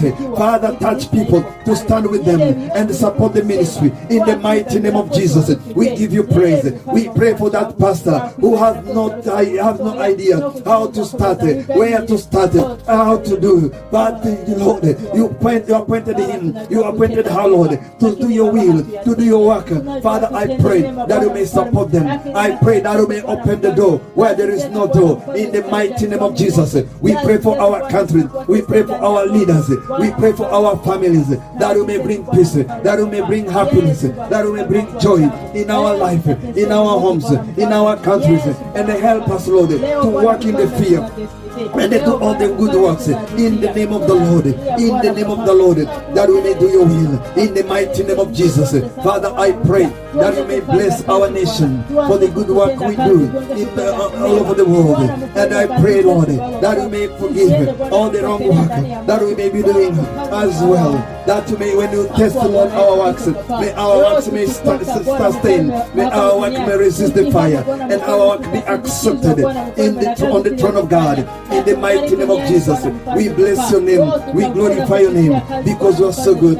Bless the church, bless all your saints, bless all your people, in the name of Jesus. Father, we praise you. Father, we glorify your name. Father, we bless you, because you're so good. In Jesus' mighty name. I pray for you who are feeling bad. You are sick. May the Lord heal you. May the Lord strengthen you. May the Lord remove that pain in your back. May the Lord remove that pain in your leg. May the Lord remove that pain in your arm. May the Lord remove that pain in your chest in Jesus' mighty name. Even if I did not say where the pain is, God is touching that pain. God is touching that pain and He's healing you right now in the mighty name of Jesus. I command that pain to come out from your life. I command that pain to come out in Jesus' mighty name. I pray for those who have corona, that may the Lord heal you. May the Lord heal you in Jesus' mighty name. Let the angel of God move in your home, in the hospitals, and touch all the sick and heal them completely. May the Lord heal cancer. May the Lord heal sickle cell. May the Lord heal diabetes. May the Lord heal all other diseases. Anything that is tormenting you, may the Lord heal you. May the Lord open your womb and give children of your own. May the Lord open your womb and bless you in Jesus' mighty name. May the Lord change things in your home. May the Lord bring back the husband who ran away from home. May the Lord bring him back in the name of Jesus. May the Lord restore your house again and touch your children and come back and follow Him in the name of Jesus. May the peace of God come upon your life. May the peace of God come upon your home. I pray for your children that the Lord may bless them, that the Lord may bring His fear upon their lives, that they may come back and serve Him in Jesus' mighty name. Father, we bless you. We say thank you because you are so good. We glorify your name. We bless you, Adonai. Thank you for healing your people. And thank you for answering their prayers. Thank you, Lord, for touching them and transform things in their home. In Jesus' mighty name, the Son of the living God, we pray. And let all the saints say, Amen.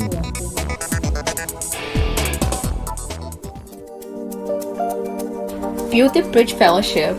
Help to prepare your life for eternal life with the Lord. We pray for you and your family. Please come and visit us.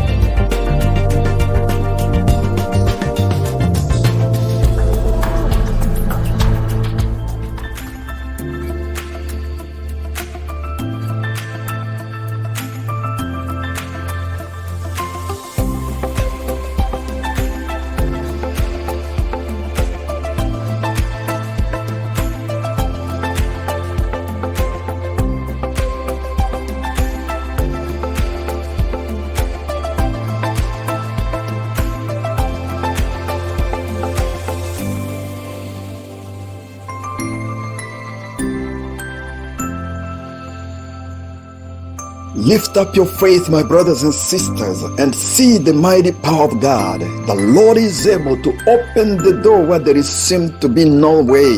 The Lord will come and intervene in your situation, and He will change it from a blink of an eye. Trust God, believe in Him, and see the mighty power of God in your life.